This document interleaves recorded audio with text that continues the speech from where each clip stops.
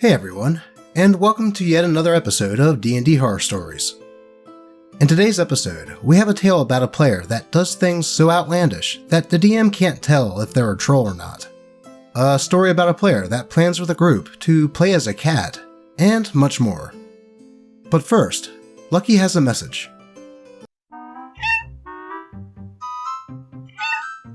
But I already gave you two. Fine, I'll give you another one after the video. So, we better get into it. What I thought was a player trolling was them being 100% serious. By Reddit user BellaRose143. I'm not good at coming up with a title for this.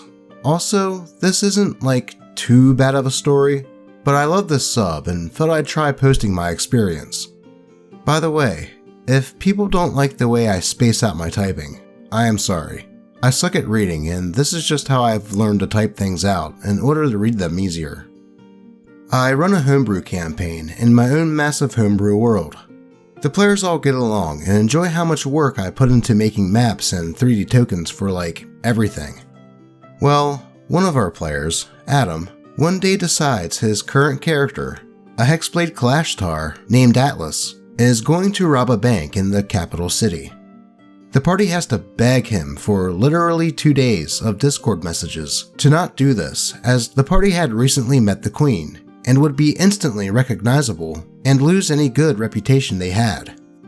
He agrees reluctantly, but when they get to the upscale tavern they were staying at, he notices a table of nobles and overhears one discuss his business. Realizing that this man is rich, he tells me that he's going to rob this nobleman and open a casino and bank in the town that the party calls home. Me being the person who listens to almost all of these stories on YouTube through Crispy, Crit Crab, Drake, etc. Hi, I'm etc. I was like, hey, I'm not going to railroad you into not doing something you want to try, but it will be hard. So we have a private text session where he goes and climbs on top of a shop's roof. The shop was located about a football field away from the noble's mansion. He wants to use this to scout it out and glean some information from it. During his second night of scouting, he is spotted by both some city guards and some Thieves Guild members protecting this noble that I never mentioned to the party. Obviously, the guards are the ones who yell out at him and detain him. They ask him what the fuck he was doing up there and that he will be charged with trespassing. Now, as we're all Americans, I assumed he knew that you cannot just climb onto buildings that you don't own without trespassing. I mean, people get arrested on the news fairly commonly for doing exactly that on skyscrapers. So, as he is arguing with me, saying that he shouldn't be arrested since he did nothing wrong, he tried to cast a spell to escape. Now, I had planned for this and put anti-magic cuffs on him, because think of how many times someone being arrested might just try to misty step away or whatever. This adds on another charge and earns him a week in prison. Eventually, he does get out and the party scolds him for being a dumbass and risking their group's reputation with the Queen. They go on a quest afterward in the city sewers, and this guy who is not tanky or frontline at all decides, screw the barbarian, I'm gonna lead this. A giant alligator or croc takes him to 4 HP, and he had a 38 max. After finishing it off and continuing on, trying to lead the charge at 4 HP, as nobody healed him and he never drank a potion, they get to a chest, which was a giant mimic. Now, the player in real life knew about them and asked to make a perception roll, which I allowed. It was pretty low, so I said, it looks like a pretty standard chest. He goes to open it and instantly loses his 4 HP and drops unconscious. And then, as the mimic had a multi-attack, he lost 2 death saves right then and there. Well, nobody healed him, and so when it came his turn, he tried to roll in real life with his lucky dice, and we said that we would need the watch through his Discord call's camera. He said, okay, never mind, and rolled on D&D Beyond, and he gets a 4. I narrate, well, as you all watch, as Atlas tries to lead the charge, he gets eaten by a mimic, who swallows him upon his death and burps. The rest of the party decimates the mimic because they were well prepared for the challenge rating 3 that the giant mimic was. He starts a new character, and this one lasts no time at all, so I'll spare you those details. But it was a blood hunter. Well, after he gets integrated into the party, his lawful good detective decides that he's going to become a gunslinger. Okay, I can sell a pistol, or maybe Matt Mercer's guns, no biggie. Well, he decides that I have to make him a gun that doesn't follow the rules. This vial of poison can be used to coat something 3 times. But it says that he should have a gun that he can get like high teens amounts of charges, as the potion is literally integrated into the gun, coating each bullet on exit. I tried negotiating and saying, well, how about I can do that, but only 3 times per vial, as the rule stated. No, that's not good enough. And then he sets his sights on building a nuke to, I suppose, nuke the capital city, where this entire story took place. He was not an artificer, and didn't even have tinkerer's tools. So I'm just sitting here like, no, sorry, that makes no sense. And I'm not going to let you nuke my city, where my player character from another game lives as an NPC. Eventually, I asked him in DMs, hey, are you just trolling or what? I provided my reasons for asking, and examples of things that have happened, and he just instantly left the campaign after that, with no discussion and no explanation.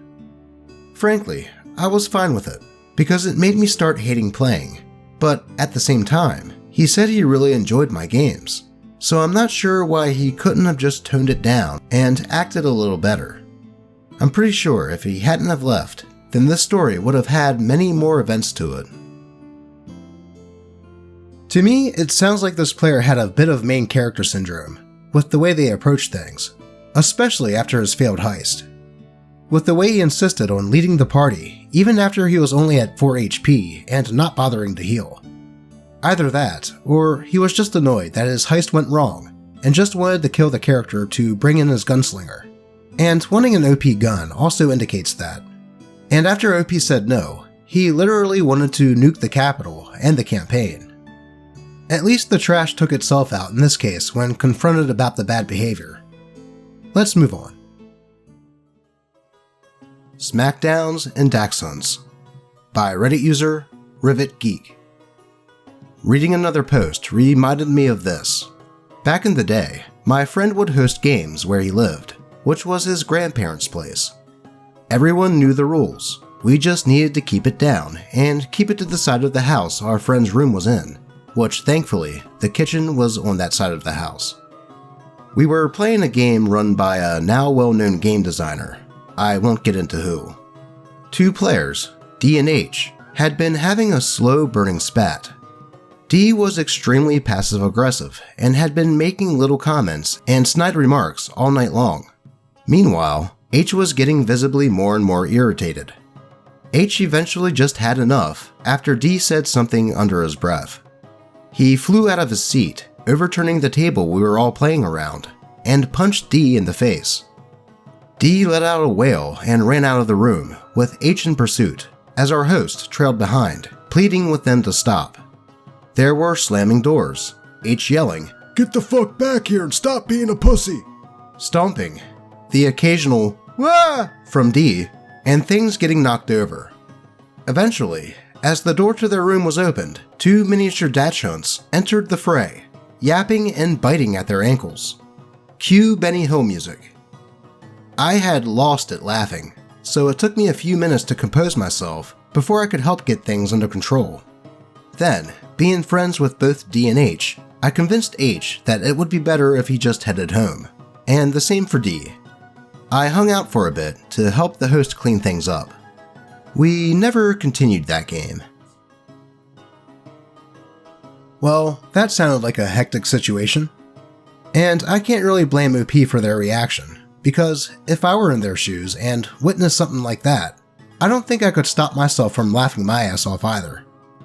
At least they managed to get those 2 separated and sent home, and OP was a good friend and helped clean things up. But I'm not surprised that that game didn't continue though. Let's move on. I wonder if they conspired to get me to leave the group. by Reddit user aka Snowski. We were getting ready to start a fantasy hero campaign, and we were tasked to think outside the box when it came to characters, as this was a point-based system, and we're not limited to the D&D archetypes of characters. I did that. I thought, why not play a cat? A wizard's familiar, but still just a cat. Sure, I couldn't really cast any spells, couldn't speak with anyone other than my wizard, but I could lend energy and aid my wizard, and thanks to the telepathy between us, I could make a damn good spy for the group. After all, what's one more cat in a keep? The GM thinks that this is a good idea, but is concerned that no one opted to be a caster. Then one of the guys there said, "I'm in the mood to run a wizard. I think my ship's mage idea might be fun. I'll be her wizard, and we'll be a team."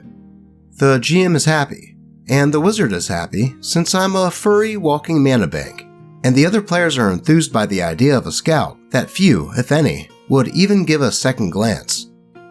The first session comes along, and the guy pulls out a rogue. No one else played a caster, and I was pretty much useless. Since this was a point-based system, it can take a while to roll up another character, unless you had a computer program to roll one up, and since my computer was at home, I had to excuse myself and try to roll one up or spend the whole time making my new character. I stayed, and towards the end of the session, I had my hastily drawn up wizard done, and even though the party was in a town and looking for a tavern to get dinner at, I was told that, now that the session was going, they really couldn't slot me in. They suggested that I come back when this thread would be completed, and then they would drop me in. 4 sessions pass, and they're still not finished with that arc. I just gave up and started looking for a new group to get into. I always wondered if this was their plan in the first place. Yeah, that was a bit messed up. Sure, playing a character that is entirely dependent on another player playing a certain thing can cause some roadblocks, but the other player told OP and the GM that they could play a wizard. So that was basically a go for OP.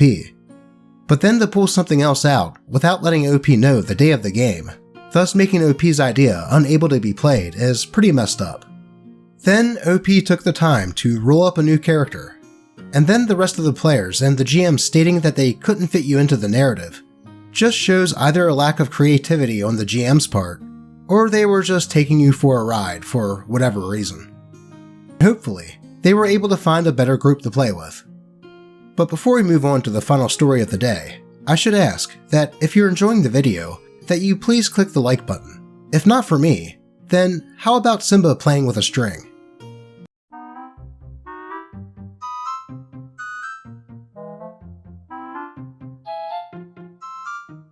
Who wouldn't like that? Anyways, let's get into the story. "You're not supposed to portray women that way," the male player says to the female player.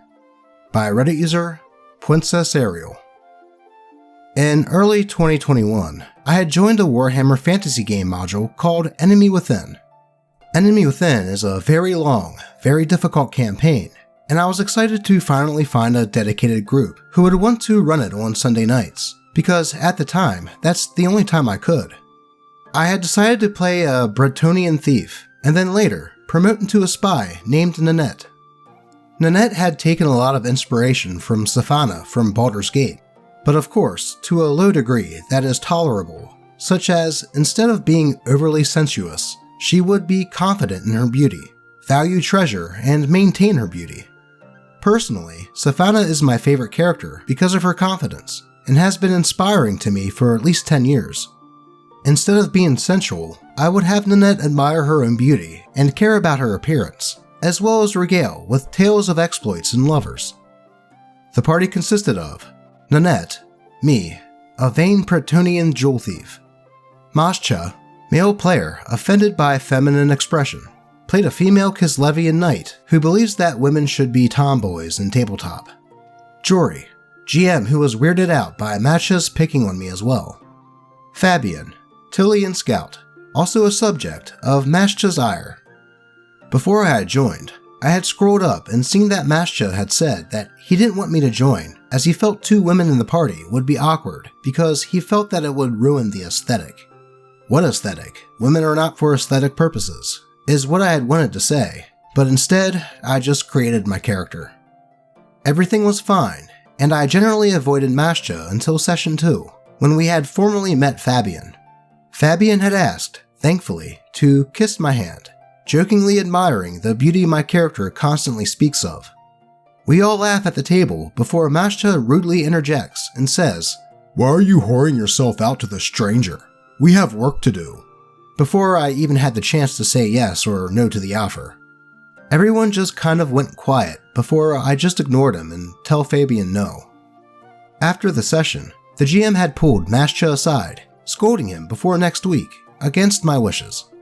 Apparently, Jory has a zero-tolerance policy for in-game and out-of-character sexism towards another player, which I didn't know about. Mascha had seemingly changed and had since apologized until we had reached Altdorf. After fighting a bright wizard, Nanette's hair had become slightly charred by Jory's description, jokingly, and had decided to use her own money to purchase a hairbrush and then take a hot bath. After I told the party what my intent was for our downtime in Altdorf, Mascha has an absolute meltdown. "Why are you portraying women like that? No girl is like that, and the girls that usually are die in Warhammer, or are raped to death." To which, massaging my temples, I respond, "How are you going to tell me how to portray a woman as a man?" The GM then muted Mascha and then kicked him from the game in the Discord, apologizing profusely before he ends the session there for the week. Mascha, not done with the drama, joined the Discord on an alt along with 2 others and decided to spam me, calling me whore, fat, and ugly. I had found it mildly amusing, posting screenshots I had taken of Mascha's previous rantings about how he wants to be the only woman before he was kicked. I will never understand how a man can tell a woman how she should act, should behave in a roleplay setting, and what their core principles should be. Mascha, if you're reading this, just know that not every girl wants to swing a sword, drink beer, act snarky, or roleplay being a lesbian like you. As for the game, we are still going strong. I was the one who suggested that we post this, just so I can vent this out of my system. Now, whenever we meet a female NPC, there is always a slight bit of laughter because we know it would make Mascha furious. TLDR, male player hates confident female player who doesn't buy into tomboy values in Warhammer. Says my character would be raped to death and then goes berserk after being kicked. Well, it sounds like Mascha had an unwavering viewpoint on how women would act in that world, and anything to the contrary he would take as a personal slight. I mean, OP stated that she was going to essentially be a spy, and I can see a spy having all the character traits that she gave to her character. The DM did give him a chance, and it does sound like he changed his tune for a little while, but couldn't keep a lid on his bullshit for long, which resulted in him being kicked. And the fact that he made an alt account and even recruited people to come into the server to attack OP is just pathetic. Hopefully, OP's games are going better now. If you have a story that you would like this Doge to read, be sure to post it in the d&Ddoge subreddit, or even hit me up on Twitter. As always, I appreciate all of you, and let's check up on Lucky.